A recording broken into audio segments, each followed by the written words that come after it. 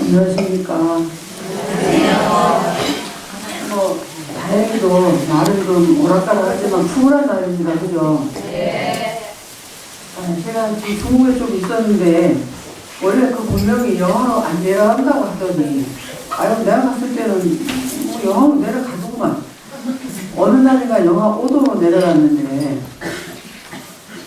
대체로 거기 기록이 영하 1도였어요. 그리고 뭐 한여름에도 26도를 안 넘는다 하더니 무슨 26도야 29도까지 올라가지구만.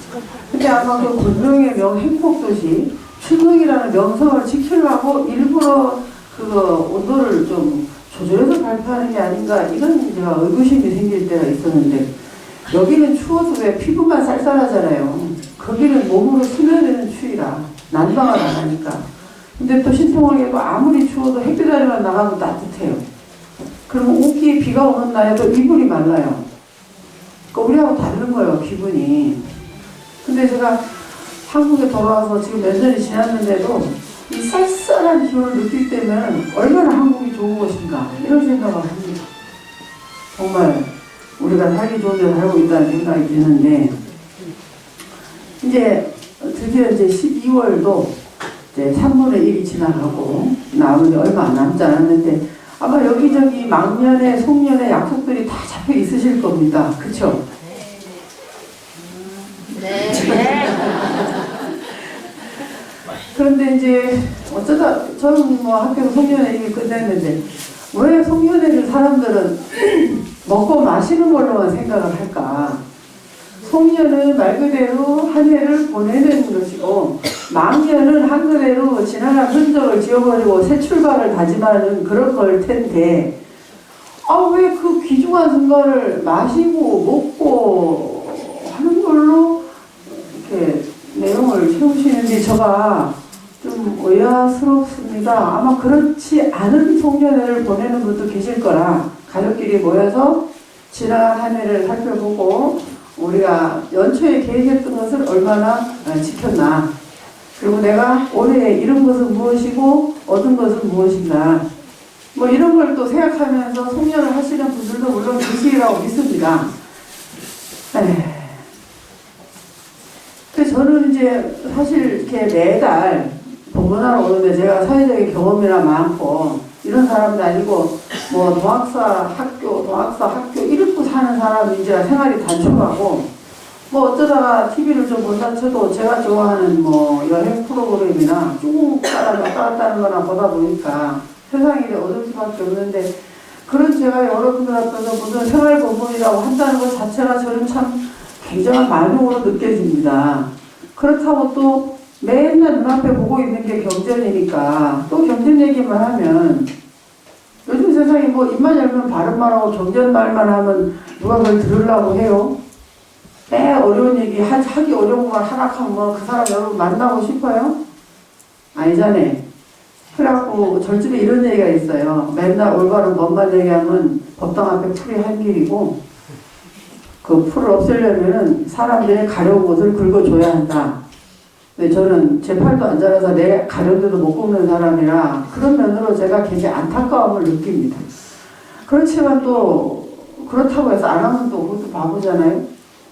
그리고 또 뭐 타고난 총명함으로 여러분들이 한 말씀 하시면 그 넘어가 또 살짝 보이는 것도 있어서 그냥 오늘은 여러분들이 송년이니까 여러분들한테 한번 여쭤보고 싶습니다. 그래, 지난날을 돌이켜보니까 연초에 계획하셨던 것들을 다 이루셨습니까? 아니란 말이 이렇게 당당하게 못하잖아. 그러면 일부라도 이루셨어요? 아니면 뭘 기억했는, 계획했는지조차 기억도 안 나요? 그렇지, 아마 사느라고 바빠서 이 말이 정석일 거예요. 그렇다면 올 한 해 여러분들은 뭘 얻으셨습니까? 재물, 사람, 뜻 다 좋습니다. 뭐 집을 한 채 새로 장만하신 것도 좋죠. 새 며느리 드린 것도 좋은 겁니다. 사람 얻으셨잖아요. 사위를 얻은 것도 마찬가지예요.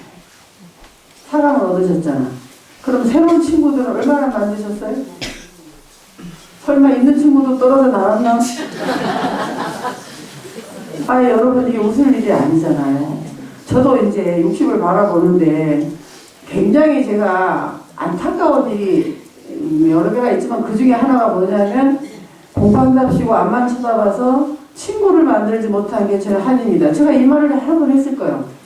나이 먹을수록 저는 지금도 어디 풍경 좋고 이런 데 보면은 춥지 않고 말이지 하면 저희 가서 살려면 돈이 얼마나 있어야 되나, 내가 저희 가서 천막법단 한번 지어볼까 뭐 이런 생각을 솔직히 해. 하지만 모여갖고 얘기하는 말이 뭐냐면 나이 먹을수록의 고향 땅에서 친구들하고 사는 게 가장 행복한 일이다. 내게 익숙한 음식을 먹으면서. 우리 그렇게 얘기해요. 부관들하고. 그렇게 생각해 본다면은 여러분이 나이 드실수록에 절실하게 누가 중요해? 옆에 있는 사람들이 중요해요. 내 옆에 있는 사람이 내게 가장 소중한 사람이야. 저는 저기 시골에 있잖아요. 바로 옆에 굿땅이 하나 있어요. 그래 뭐 가끔 접시라면은 뭐 꽹과리 소리가 천지를 진동하고 여자가 뭐 헛개무는 애기 소리하고 웃겨 죽겠어요. 그러니까 사람들이 저것으니 빨리 사버리라는 거요. 첫째 돈이 없어요. 그 집을 살 만큼. 둘째, 제가 거기 들어가 살지를 못하는데 제 생각은 안 좋은 이웃이라도 없는 것보다 낫다는 거지. 길이라도 쓸어주고 불이 난다 살펴도 볼 수 있고 안 그렇겠습니까? 그래서 저는 신경 안 씁니다. 그리고 내가 명색이 스님인데 무당이 뭐 부쯤하기로 뭐 그걸 제가 신경을 써요. 가서 작정하고 제가 가서 기도 열심히 하면은 문제가 해결될 건데 지금 이제 제가 이렇게 잠깐 쉬는 사이에 열심히 살으라고 저는 그냥 있습니다. 그러고 있는데 자꾸 옆으로 셀라고 그러네. 나이를 먹을수록 제가 우연히 누구를 봤는데 제가 속가때 절친이었지? 그러다 우연히 알게 돼서 이 사람이 나한테 하소연을 하는데 누구에 대한 원망으로 그냥 눈과 입에 독이 꽉 찼어요. 근데 얘기를 들어보니까 그 발단이 30만 원이야. 여러분 30만 원 갖고 사람을 살 수 있습니까? 30만 원으로 사람 잃어버리는 건 순식간입니다. 30만 원에 3대 3천 원 정도 사람을 살 수 없는데 사람을 잃는 거는 순식간에 있습니다. 30만 원 가지고. 아마 3만 원으로도 잃을걸? 그래서 그걸 보고 야 저렇게 사는구나. 난 너무나 감사하다는 생각을 했어요. 물론 저도 주머니에 돈이 많으면 좋습니다. 자본주의 사회니까 우리도 어디 가려면 차비 내야 되고 뭐 국산 거를 사 먹으려면 돈 내야 되니까 가끔은 누가 또 국수값을 내고 가는 사람도 있더라고요. 누가 냈는지 모르지만 그때는 뭐 감사하지만 우리가 뭐 자본주의 사회에서는 움직임이 필요하니까 저도 뭐 있으면 좋습니다만서도 제 것이 아닌 걸 탐내 본 적이 없고 제 불에 넘치게 바래본 적이 없어서 아직은 제가 그쪽으로 조금 많이 안타깝다고 제가 자부하고 사는데 제가 연말이 되어가지고 지난날을 돌이켜봐서 내가 뭐를 얻었나. 물론 건강을 나날이 잃고 있지만 제가 어떤 작은 경각심을 일으켜서 제가 몸을 관리하기 시작을 했고 주위의 사람들이 소중한 걸 알아가지고 내가 그 마음을 다치지 않도록 노력을 해야 되겠다. 잘 안 되지만 노력을 해야 되겠다 생각을 했고 노력해도 안 되는 거는 굳이 표현해서 상대방을 상처를 줄 필요가 없다는 생각을 했어요. 무슨 여러분 이게 다 알고 있는 거를 저 스님이 뭐 이제 60이 다 돼갖고 뭐 이제 저런 소리 하나 이런 생각하실지 모르겠는데 머리로만 생각하는 거 하고 본인이 절절히 느껴서 자기를 돌아보는 거하고는 조금 다르다. 오늘은 제가 여러분들한테 또 묻고 싶은 게 한 가지가 있습니다. 제가 이제 TV를 틀어보면은요, 뭐 세계 구호단체가 많더라고요. 뭐 한 달에 15,000원이면 뭐 이 아이의 생명을 살릴 수 있습니다. 뭐 꺼져가는 생명을 살리는데 뭐 단돈 3만 원이 필요합니다. 그거 보면 ARS를 뭐 계속해서 눌러야 될 것 같은. 그거를 안 누르면 나 때문에 아프리카의 아이들이 막 죽어갈 것 같고. 뭐 이런 느낌이 드는 것들을 많이 봤는데 특히 연말이 되면 또 연례 행사잖아요. 불우이웃 돕기. 얼마나 하셨어요? 네. 아직 시도 안 됐어요? 이게 여러분들한테 제가 하고 싶은 얘기는 뭐냐면 우리가 그만큼 각박해서 주위를 살피지 못한다는 거라 큰 돈 안 들거든요. 근데 그거 ARS 3,000원짜리 누르기가 쉽지가 않고 한 달에 15,000원 할 수 있어요. 근데 사람들이 있잖아 한 번을 하는데 줄기차게 하는 게 또 잘 안 돼. 그거 계좌이체 시켜놓으면 되는데 그거 잘 안 되거든요. 저도 잘 안 됩니다.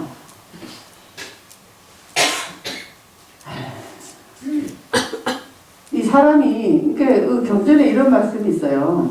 원래 이 우주는 아주 공격한데 허망하게 네 가지 지수화풍의 모습이 생겨났다는 거야.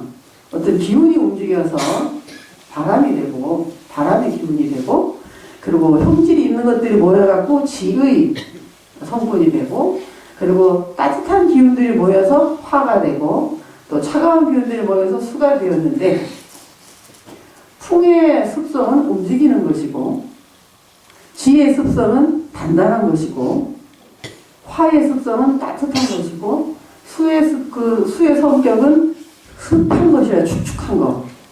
그런데 이러한 지수화풍이 모여가지고 몸뚱이를 이루어서 우리가 시기기 때는 나예요. 그리고 그 풍습 난동이라고 하는 견습 난동이라고 하는 그 기운들이 뭉쳐서 이 세계를 이루면 우리가 깃들어 사는 세계예요. 그러니까 지수화풍이 안으로 뭉쳐서 나를 이루고 밖으로 뭉치면은 삼라만상이 벌어지는 거야. 그리고 우리 중생들이 그 경계를 가지고 가지가지 영광을 일으키는데, 그렇게 해가지고 이제 따뜻한 기운과 차가운 기운이 서로 마찰을 하면서 음양이 서로 이렇게 마찰을 하면은 거기에서 이제 형질과 기운이 서로 결합을 해서 아까 말한 것처럼 안으로 뭉치면 사람이 되고 밖으로 한나무나 이루는데, 일단 생명을 받고 태어났으면 길러야 되잖아. 길러줘야 되지요. 이제 길러주려면 뭐가 필요해요? 먹이고 입히고 재우고 가르치고 하려면 돈이 필요한 거야. 재물이 필요하단 말이에요. 내가 가정을 이끌고 살 재물이 필요해. 특히 자본주의 사회는 더하지. 그럼 재물을 갖다 보면 처음에는 먹고 살기만 해도 감사하던 것이, 그 다음에는 좋은 반찬 먹고 싶고 남보다 더 잘 먹고 싶고, 그러면 어떻게 해요? 재물이 더 많이 필요해. 그럼 재물을 모으게 돼. 그러다 보면은 점점점 모으는데 목적이 되면 이제 탐심이 일어나게 되는 거야. 근데 내가 저거를 탐내갖고 막 모으는데 뜻대로 안 되면 어떻게 되겠어요? 속에서 부해가 나. 화를 내게 돼요. 그 화가 점점점 심해지면 나중에는 아주 싸나운 사람이 돼갖고 이제는 눈에 보이는 게 없어. 그러다 보면은 사람이 어리석어지는 거예요. 그래서 이렇게 탐내고 썩내고 어리석은 일을 계속해서 하다 보면 그것이 하나의 습기가 되어서, 습관이 되어서 종자로 우리의 의식 속에 딱 저장이 되어요. 그래서 그 탐진치 삼독에 대한 종자들이 세계인생의 날짜마다 우리를 따라 함께 나오는 거예요. 탐진치라고 말을 할 때 이 탐이 제일 먼저 나오는 이유는 그 탐이 근본이기 때문입니다. 그래서 살탐, 도탐 이렇게 말을 해요. 내가 저곳에 고기를 탐내기 때문에 죽이는 거예요. 내가 저 사람이 갖고 있는 돈이 갖고 싶기 때문에 탐심을 해서 도둑질을 하는 거예요. 그래서 탐독 번뇌 근본은 탐심이다. 처음 시작은 이 한 몸 길러내기 위해서 필요했겠지만 그것이 애착을 부르고 탐심을 일으키고 집착을 만들고 썩내게 만들고 어리석게 만들어서 결국은 우리가 중생이라고 하는 굴레에 휩싸여가지고 이 삼계를 돌고 있다 이 말입니다. 그런데 이렇게 탐진치 삼독심을 가지고 태어나서 이 탐진치를 없애버리고 도에 개합하기까지는 우리가 통칭 산아승직업의 시간이 필요하다고 해요. 아승지는 무수라는 뜻입니다. 헤아릴 수 없이 많은 세월이라는 뜻이야. 우리가 언제 물들었는지 모르게 애착을 일으키고 탐심을 일으키고 집착을 하고 썩내고 어리석어지는, 이거 언제 그렇게 되는지 모르게 되었는데 우리가 그것을 가로질러서 원래 우리 마음으로 돌아가기까지는 삼아승지에 걸린대요.